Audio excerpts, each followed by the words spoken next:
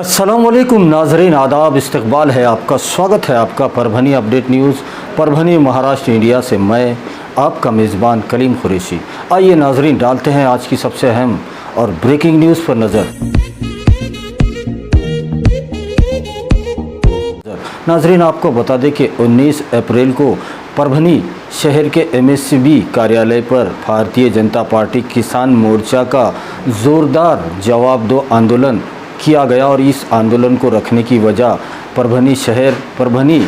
पूरे परभनी ज़िले के ग्रामीण इलाकों में, देहातों में किसानों के खेतों में जो इलेक्ट्रिक पंप होते हैं उसके लिए 20 घंटे बिजली सप्लाई की जाए, इस मुख्य मांग को लेकर ये आंदोलन रखा गया। दर्शकों को बता दें कि 19 अप्रैल को भारतीय जनता पार्टी किसान मोर्चा की जानिब से परभनी शहर में एमएससीबी कार्यालय पर एक बड़ा आंदोलन किया गया और ग्रामीण इलाकों में खेती किसानी के लिए इन दिनों गर्मियों के मौसम में बावली से और इलेक्ट्रिक पंप के लिए जो खेती में जो पंप यूज़ होते हैं उनमें बिजली का बहुत ज़्यादा इस्तेमाल होता है और ऐसे में 14-14 घंटे की लोड शेडिंग ग्रामीण इलाकों में की जा रही है। 3 घंटे लाइट ग्रामीण इलाकों में आ रही है जिससे किसानों की खड़ी फसलें बर्बाद हो रही है। ग्रामीण इलाकों में कम से कम 20 घंटे इलेक्ट्रिक सप्लाई की जाए जिससे किसानों की जो खड़ी फसलें हैं उसका नुकसान टाला जा सके। इस अहम मांग को लेकर और दूसरी कई मांगों को लेकर एक ज़ोरदार आंदोलन जवाब दो आंदोलन के नाम से भारतीय जनता पार्टी किसान मोर्चा ने किया, जिसमें आज एक निवेदन एमएससीबी कार्यालय में दिया गया, जिसमें मुख्य एमएससीबी कार्यालय के अभियंता अधीक्षक को एक निवेदन देकर ये मांग की गई। तो वहीं आपको बता दें कि इस निवेदन को देते वक्त और इस निवेदन पर जिनके हस्ताक्षर है, जिसमें साबिक़ा आमदार राम प्रसाद बोर्डीकर और उन्हीं के साथ में जिंतूर सेलू विधानसभा से भारतीय जनता पार्टी की आमदार मेघना साकोरे बोर्डीकर, उन्हीं के साथ में साबिक़ा आमदार पाथरी विधानसभा के मोहन फड़, भारतीय जनता पार्टी महानगर ज़िला अध्यक्ष आनंद भरोसे, ग्रामीण ज़िला अध्यक्ष डॉक्टर सुभाष कदम,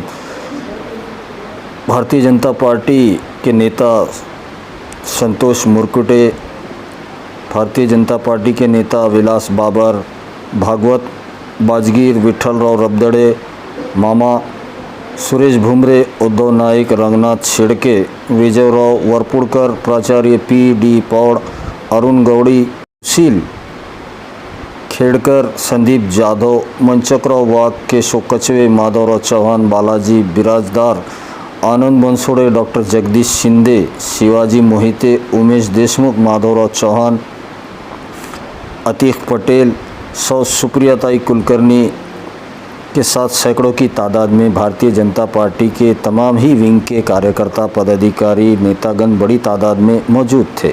शून्य कारभारामुळे आज महाराष्ट्रातील त्यात आमच्या मराठवाड्यातील परभणी जिल्ह्यातील शेतकरी बांधव हा होरपळला जात आहे। शेतकऱ्यांच्या शेतामध्ये असलेलं भुईमूग, सोयाबीन, ऊस, कांदा, फळपिकं, केळी वगैरे ह्या सगळ्या बागायत पिकांचं नुकसान होत आहे आणि म्हणून 8 तास जे आजच घोषणा केली आहे की लोड शेडिंग बंद झालेलं आहे, ती घोषणा सत्यात उतरते की नाही ही शंकाच आहे। कारण की ज्या कोणत्या घोषणा आत्तापर्यंत ह्या राज्याचे मुख्यमंत्री उद्धव ठाकरेंनी, या राज्याचे अर्थमंत्री अजितदादा पवार यांनी केलेल्या त्या घोषणा, एकही घोषणा त्यांनी पूर्ण केलेली नाही।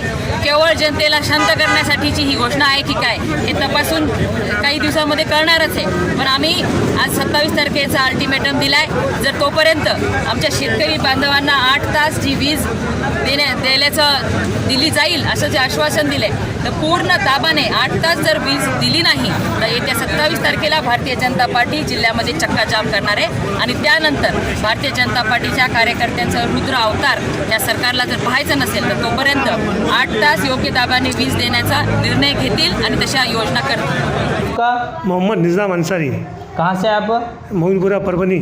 ओके, क्या तकलीफ थी आपको? मेरे को कमर से लेकर सर नीचे पेंडिल तक बहुत दर्द होता था कंबर से लेके पिंडी तक। कितने साल से दर्द हो रहा है? ये तो 4 साल से था, पर ओके। ये 1 साल में 1921 में ज़्यादा हो गया। ओके, तो अभी दर्द की वजह से अब चलते समय अगर कुछ तकलीफ होती थी? नहीं नहीं, पहले होती थी। हाँ पहले अब नहीं हो रही, पहले होती पहले क्या क्या तकलीफ होती थी चलते थी। समय? पैर जाम हो जाता था, पैर जाम होता था और अंदाजा तो कोई किसी ने वेट बांध लिया मुझे। ओके। हाँ। और दूसरा चलते समय पाँव वगैरह? पाँव लपकता था मेरा, सर जाता था, कभी खुद गिर जाता था। अरे बाप रे, इतना दर्द था आपको? यानी चलते ऑटोमेटिक गिर जाते गिर जाता थे? था। यानी ऑटोमेटिक पलटी हो जाती समझो। गाड़ी पे चलाया, गाड़ी ये पैर पे वजन नहीं दे सकता था मैं। ओके। इस पे वजन दिया तो गाड़ी के साथ गिर जाता था। क्या बात है, मुझे इतना तकलीफ है आपको? कितने साल से बोले? 3 साल से सर। 3 साल से सेम पोजीशन है? ये सेम।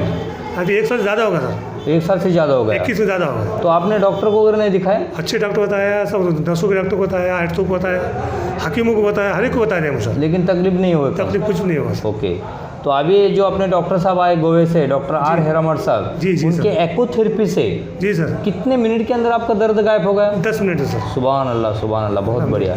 यानी जो दर्द आपका 3 साल से था, जी, जो जी। तकलीफ हो रही थी, जी। वो 10 मिनट में डॉक्टर ने गायब कर दिया। गायब कर दिया सर। तो आपको दर्द गायब करते समय कुछ इंजेक्शन दिए? नहीं, कुछ नहीं है सर। कोई गोली खिलाए? जी नहीं नहीं। कुछ भी नहीं दिए? कुछ भी नहीं दिए। विदाउट दवा का अच्छा बना दिए? हाँ जी। सुभान अल्लाह, क्या इंशाअल्लाह। बात है। अल्लाह तो यानी उनके खाली थेरेपी से कर दिए? माशाअल्लाह, बराबर है। फिजियोथेरेपिस्ट। तो अभी चल सकते हैं? अभी चल सकता थोड़ा सा चल के दिखाओ, अच्छा सर। थोड़ा चल के दिखाओ।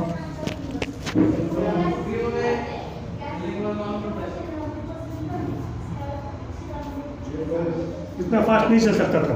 पहले इतना फास्ट नहीं चल सकते। और एक बार चलो, और एक बार चलो, दरवाजे तक जाओ।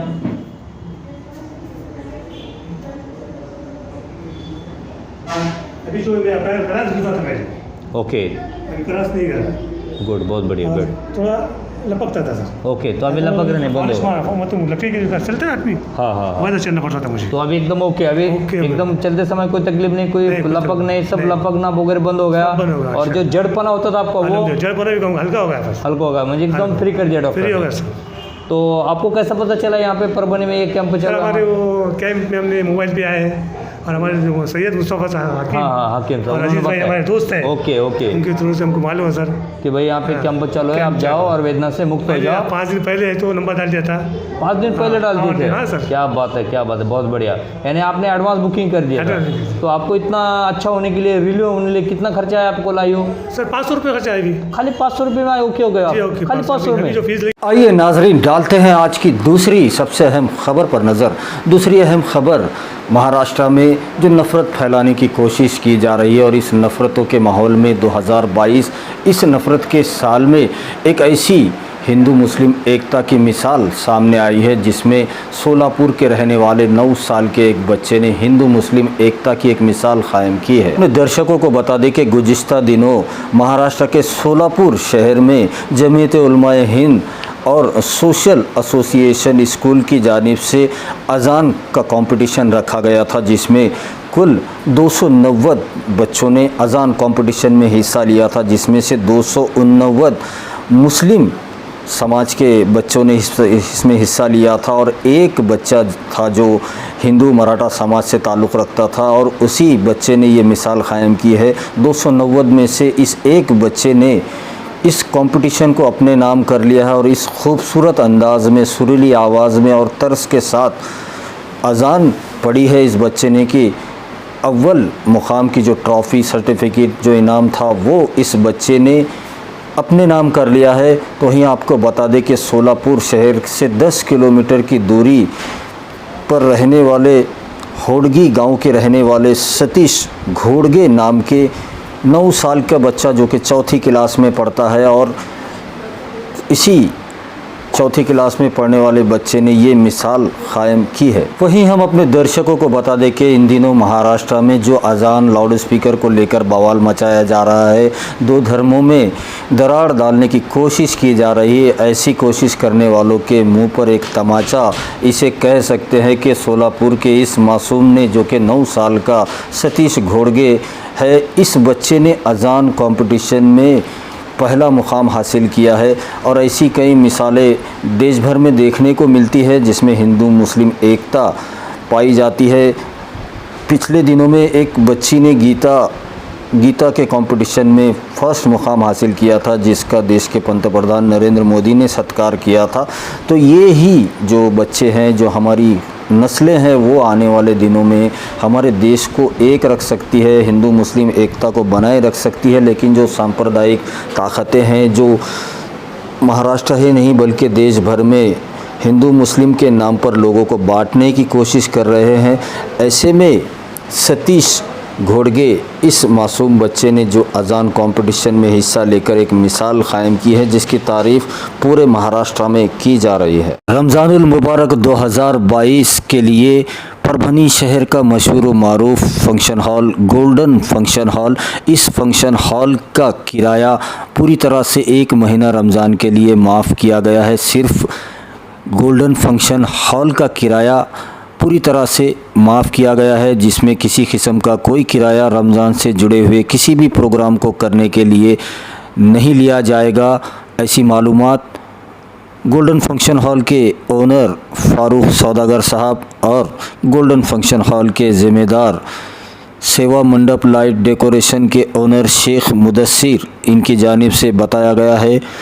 इफ्तार पार्टी, रोज़ा रखई का प्रोग्राम या फिर सहरी का प्रोग्राम हो या सहरी का इंतज़ाम हो या रोज़दारों को खाना खिलाने का इंतज़ाम हो, इन तमाम प्रोग्रामों के लिए गोल्डन फंक्शन हॉल का किराया पूरी तरह से फ्री रखा गया है। किराया नहीं लिया जाएगा, सिर्फ हॉल का किराया नहीं लिया जाएगा, बाकी तमाम दूसरी चीज़ों का जो किराया है वो आपको देना होगा।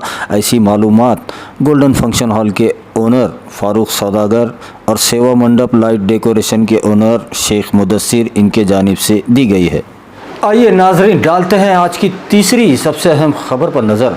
तीसरी अहम खबर, देश भर में 2 अप्रैल के बाद से जो इस्लामिक फ़ोबिया की एक लहर चलाई जा रही है, जो कि पूरी तरह से सोची समझी एक साजिश इसे कह सकते हैं, क्योंकि उत्तर प्रदेश के चुनाव जैसे ही ख़त्म हुए उसके बाद से जो देश भर में पेट्रोल डीजल और गैस के दाम बढ़ रहे हैं, बेरोज़गारी बढ़ रही है और कहीं ना कहीं इन मुद्दों को दबाने के लिए इस्लामिक फ़ोबिया की एक लहर चलाई जा रही है। और ख़ास तौर पर भारतीय जनता पार्टी शासित राज्यों में ये देखने में आ रही है, जिसमें गुज़िश्ता दिनों में अगर देखा जाए तो मध्य प्रदेश, उसी के साथ हरियाणा और उसी के साथ उत्तर प्रदेश, दिल्ली जैसे राज्यों में इस्लामिक फ़ोबिया के नाम पर जो हिंसा भड़काई जा रही है ये किसी से छुपी हुई नहीं है। अपने दर्शकों को बता दें कि गुज़िश्ता दिनों हरियाणा राज्य के हिसार के भिवानी से एक दिल दहला देने वाली तस्वीर सामने आई है, जिसमें एक मज़ार को बजरंग दल के कार्यकर्ता जय श्री राम के नारे लगाते हुए तोड़ रहे हैं और उसको पूरी तरह से बर्बाद करके तोड़कर उसी मज़ार पर हनुमान जी की मूर्ति स्थापित कर दी है।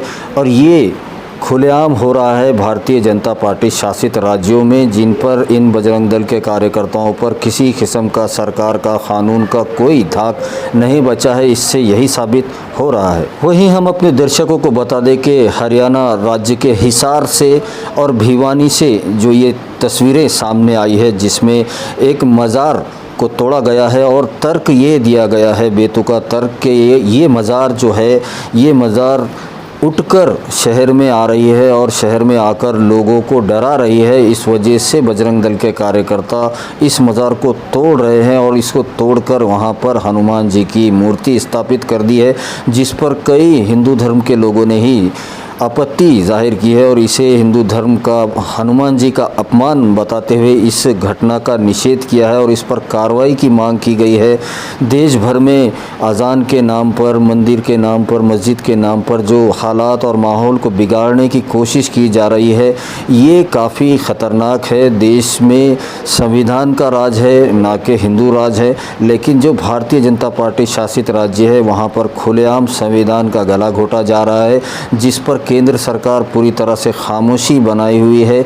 हालांकि केंद्र सरकार में मंत्री या फिर केंद्र के गृह मंत्री अमित शाह या पंतप्रधान नरेंद्र मोदी या आरएसएस के प्रमुख मोहन भागवत अगर एक अपील भी कर देंगे छोटी सी कि बजरंग दल के कार्यकर्ताओं को कोई शांति बनाए रखे, तो ये लोग खामोश बैठ सकते हैं, लेकिन ये लोग खामोश बिठाने की कोई कोशिश नहीं कर रहे हैं। तो लोग भी आरोप लगा रहे हैं कि कहीं ना कहीं इन लोगों का छुपा हुआ समर्थन इनको हासिल है, जब कहीं जाकर ये लोग इतनी बड़ी बड़ी घटनाओं को अंजाम दे रहे हैं। देश का माहौल दिन ब दिन बिगड़ता जा रहा है, बद से बदतर हो रहा है। जल्द से जल्द इस पर काबू पाने की ज़रूरत है, ऐसी मांग जनता की तरफ से की जा रही है। वहीं हम अपने दर्शकों से ये गुजारिश करते हैं, ये अपील करते हैं, ये रिक्वेस्ट है हमारी आपसे कि आप हमारे चैनल PBN अपडेट न्यूज़ को सब्सक्राइब ज़रूर करें, लाइक करें, शेयर करें और कमेंट तो ज़रूर करें ताकि आप दर्शकों की राय हमें मालूम हो सके। तो नाजरीन, फिर मिलते हैं कल